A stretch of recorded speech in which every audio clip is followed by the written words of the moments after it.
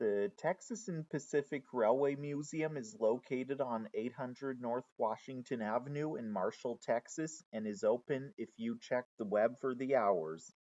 The station building was originally built in 1912 by the Texas and Pacific Railroad. The depot is a two-brick building with a wraparound patio that has brick columns.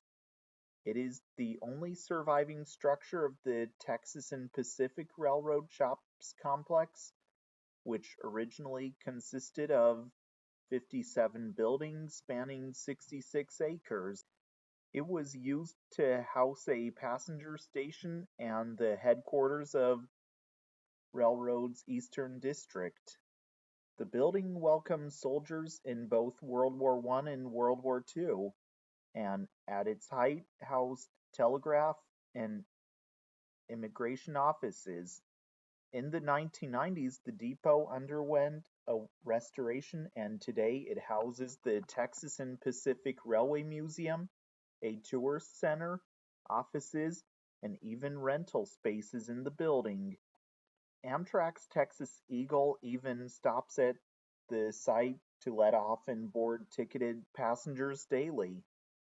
The site reopened to passenger service in 1974 for Amtrak.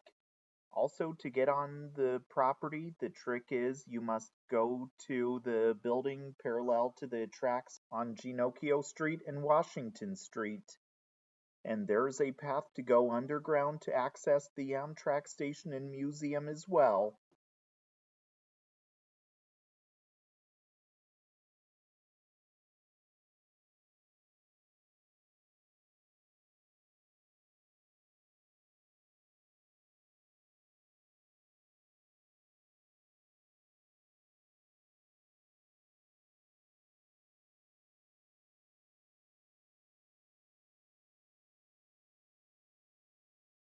What you see right behind me is Texas and Pacific 400.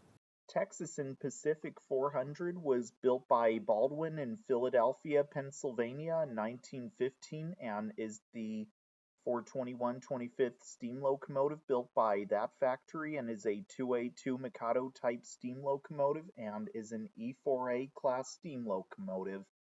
Originally, this locomotive saw service on the Fort Worth and Denver Railroad and was originally numbered 410. It spent many years hauling freight trains on the railroads it served. The diesel locomotives were not able to carry trains through the floodwater due to the water killing the traction motors. Because of this, the Texas and Pacific decided to borrow a Mikado from the Fort Worth and Denver in 1957. In 1958, the decision was made to purchase this locomotive from the Fort Worth and Denver. The locomotive was shipped to Marshall, Texas from Fort Worth, Texas, where it began a number of cosmetic changes.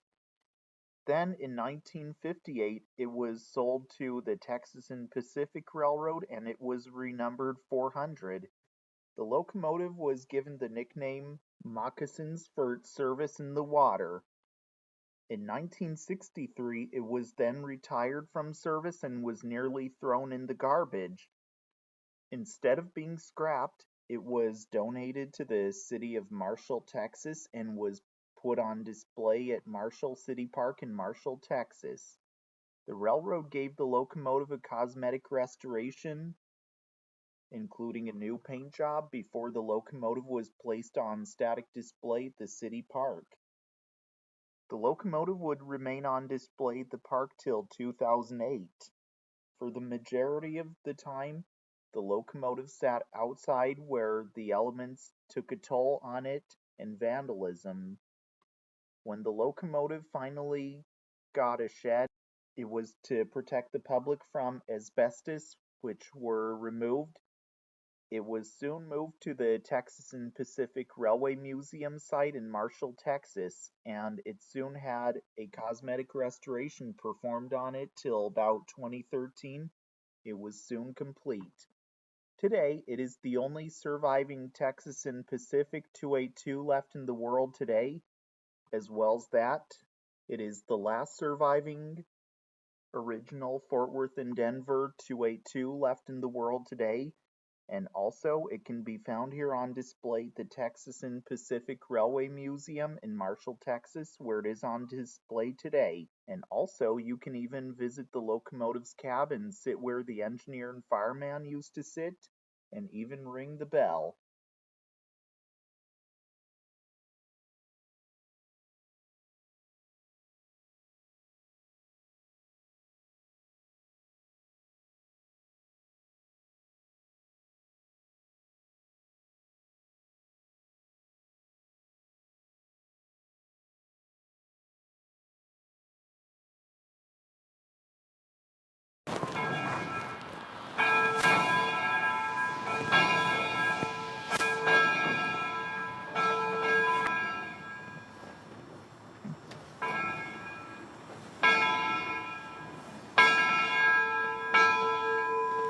And that's how it's done. What you see right behind me is Union Pacific 25687. Union Pacific 25687 was built by the International Car Company in Kenton, Ohio in 1967 and is a CA9 class steel caboose. This car was one of the many steel Union Pacific cabooses used behind freight trains on the Union Pacific Railroad many years ago as the train crew's office. Then in 1990 the car was retired and it was then put on display here at the Texas and Pacific Railway Museum in Marshall, Texas, where it is seen today.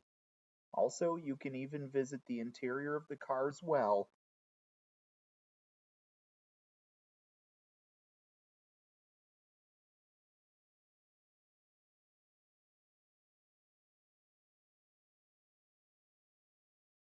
Well, I hope you all enjoyed learning about trains with me today in Matthew Lab Train Guy segment show. Also, I hope to see you all again in the next segment. And if you didn't subscribe to my channel yet, the subscribe button is just down below the video screen. And if you didn't give my Facebook page a like yet, here's where you'll want to go. And if you didn't give the Instagram page a follow yet, here's where you'll want to go. Also, don't forget, get your merch at teesprings.com. Link is in the description box below, along with the Facebook page and Instagram pages. And remember to subscribe to the Train Guy as always. And as always, remember to subscribe to the Train Guy. So this is Matthew Lapp, host of Matthew Lapp Train Guy segment show, signing out. Till next time, all aboard!